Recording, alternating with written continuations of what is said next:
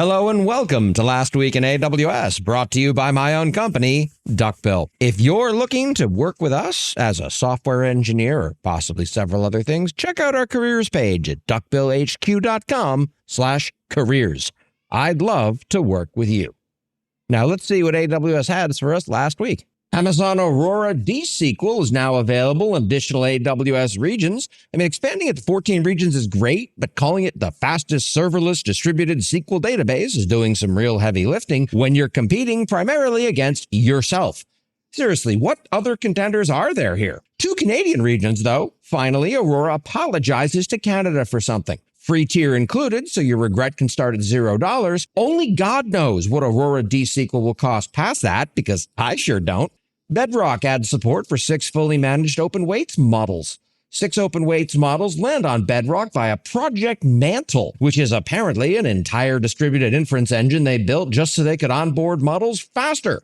Translation: AWS got tired of watching OpenRouter eat their breakfast, lunch, and dinner. OpenAI-compatible API endpoints is a particularly delicious touch, but it's not like AWS had a choice here. It's the OpenAI way or the highway. Config now supports 30 new resource types, which means 30 new resource types generating config change events you're paying for. If you left record all resources enabled, congratulations, your config bill just went up without you doing a single blessed thing. And it highlights my entire problem with config. I see these all the freaking time. So what is versus isn't covered? You can't build a compliance system out of a patchwork quilt like this.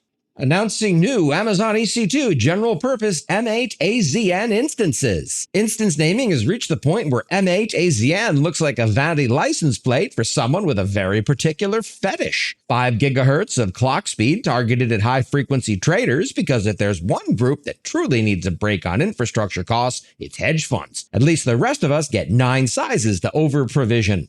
Network Firewall announces new price reductions. Charging extra to inspect encrypted traffic always felt like a protection racket with better branding. Now they've dropped the TLS inspection surcharge and extended NAT gateway discounts to secondary endpoints. No customer action required, which is AWS speak for we were quietly overcharging you and hoped you wouldn't notice. S3 Tables now adds partition and sort order definition in the Create Table API. Lets you define partition and sort order in creation time instead of after. You know, the thing every other table formats let you do from day one. Congratulations to whatever team had to file a 6-pager to justify adding a parameter to an API call. Athena adds 1-minute reservations and new capacity control features, dropping from 24 DPU minimum to 4, and from 60-minute reservations to 1 minute is genuinely useful. Up to 95% savings is doing some heavy lifting there, though. Also, the auto-scaling solution requires step functions, CloudWatch, and presumably a prayer circle. Serverless simplicity at its finest. Building fault-tolerant applications with Lambda durable functions. Lambda finally got a memory. Durable functions let your code checkpoint, pause for up to a year, and resume without you duct taping DynamoDB and step functions together like some kind of serverless Frankenstein. Of course, step functions still exists, so now you get to argue with your team about which orchestration to use forever.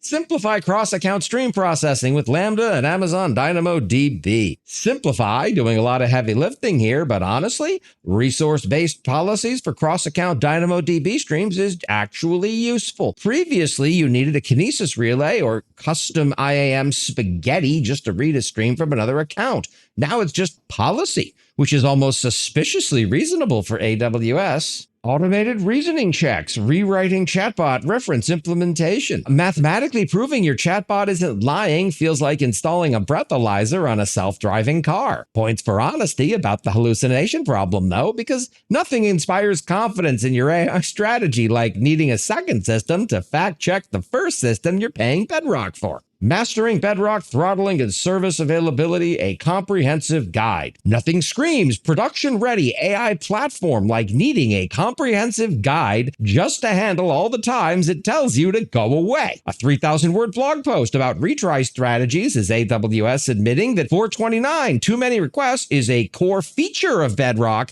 not a bug. And finally, reservoir computing on an analog Rydberg atom quantum computer. Quantum reservoir computing on Rydberg atoms for pharmaceutical ML tasks sounds like somebody fed a physics textbook into a buzzword blender. Points for honesty, though, it works best on small data sets, which is quantum computing's polite way of saying classical hardware still eats its lunch at any meaningful task or scale. And that's what happened last week in AWS. I'm Corey Quinn. Stick around.